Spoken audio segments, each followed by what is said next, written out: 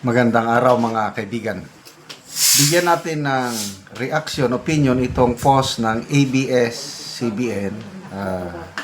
Sinare nila ang pahayag ni Senate President Vicente Soto on Supreme Court upholding decision on articles of impeachment versus PP Sara. O ito.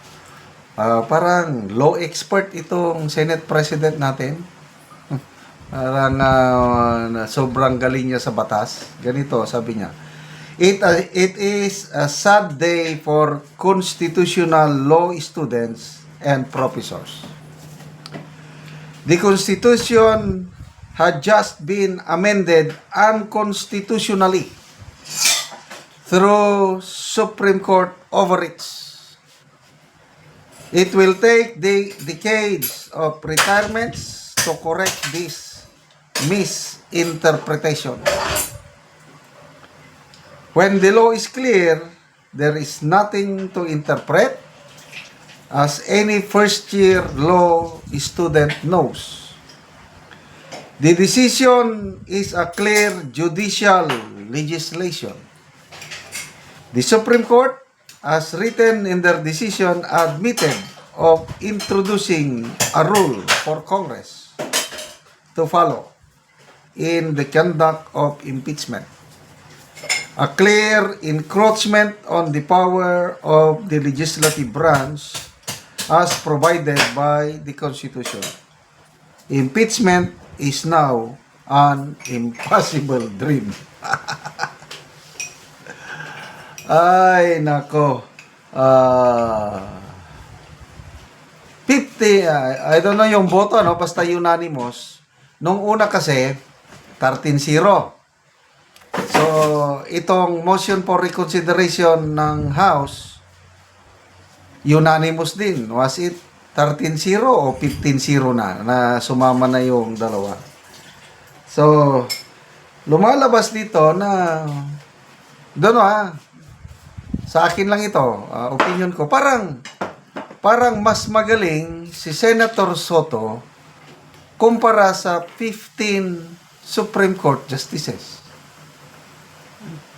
Kasi talagang kini-question niya. Mas maganda pa, may nabasa akong response ni Congressman Joel Chua sa Kamara. Sabi niya na, although I disagree, but we will abide. Ganon.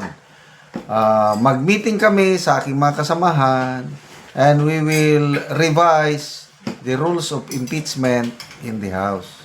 Ganon. So, makita mo, may pagka obedient yung comment ni Congressman Joel Chua. Itong kay Senator Soto is may matinding pag-alma. Basahin natin It is a sad day for constitutional law students and professors. Bakit?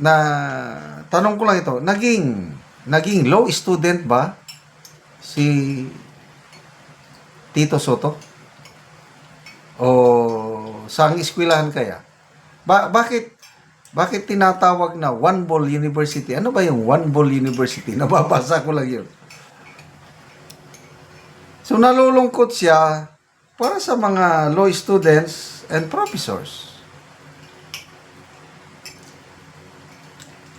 The Constitution had just been amended unconstitutionally through Supreme Court overreach. So,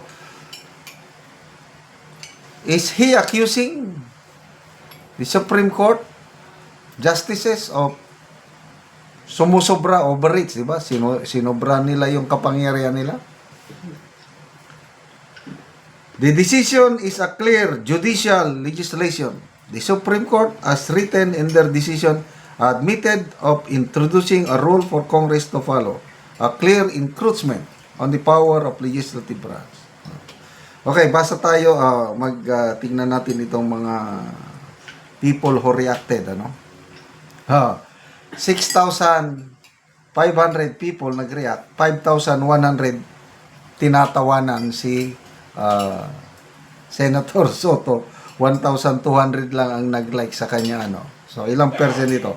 Around 85% sa mga tao hindi naniniwala sa kanya. Okay, basa tayo sa mga comments. Big Boss Don, yung mas mataas pa si Tito Sen kaysa sa katastasang hukuman. Oh, parang ganon ang lumabas.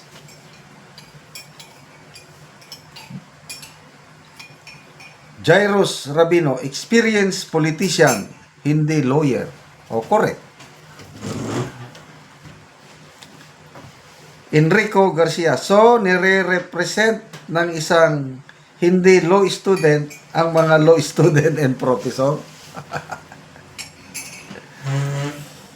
RJ Paz, the best and the brightest abogado versus the unanimous decision of the brightest lawyers of today. Grabe. Sa dami ng abogado sa buong bansa, 15 lang at a time ang ma-appoint na Supreme Court Justices. Yan na, the best of the best na yan. Kaya, parang kung ano pa, sila na yung cream of the crop, lahat na. Tapos, kukwestiyonin mo yung desisyon nila, parang, grabe naman. Bilib na bilib sa sarili itong si Senator Soto. Alan Ray Alyamedo, highest judicial body, highest rating non-time show host. Juna Giliban, 13 justices between 8 Bulaga host. Yan na. Sai Orly, this coming from the pride of One Bull University. Bakit napangalanan One Bull University yung 8 Bulaga? Yun ang hindi ko alam eh.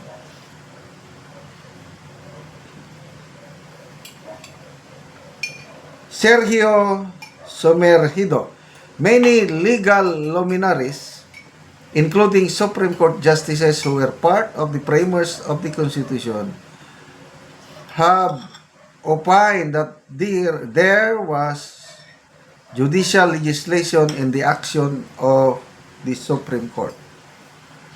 Juliet, sabi ng TV host and comedian, criticizing the capacity of the real lawyers. Wala tayong magawa eh. Karapatan naman niya yan.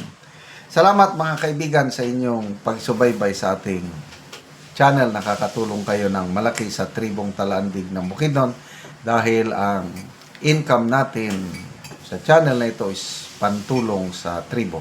Namimigay tayo ng libreng yero at pako para makapagpatayo sila ng mas maayos na tirahan. Panoorin nyo ang video na ito. Si ante ang natagano gero.